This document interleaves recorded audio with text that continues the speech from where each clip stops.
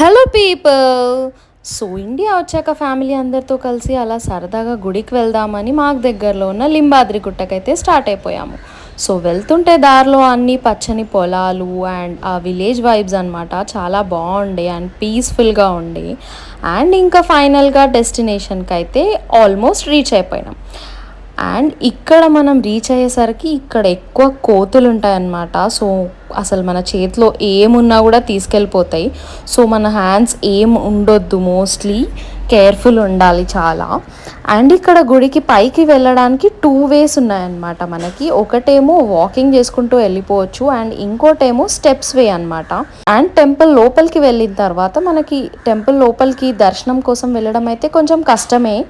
మొత్తం వంగి లోపలికి వెళ్ళాలి అండ్ అది చాలా చిన్నగా ఉంటుందన్నమాట వే అంతా. సో ఇట్స్ కొంచెం కష్టమే, కొంచెం పెద్దవాళ్ళకైతే కష్టం చాలా. అండ్ ఫైనల్గా నరసింహస్వామి దర్శనం అయితే మంచిగా అయింది. ఇంకా నెక్స్ట్ పార్ట్లో ఇంకా ఏమేం చేసామో టెంపుల్ దగ్గర అప్లోడ్ చేస్తాను. బాయ్.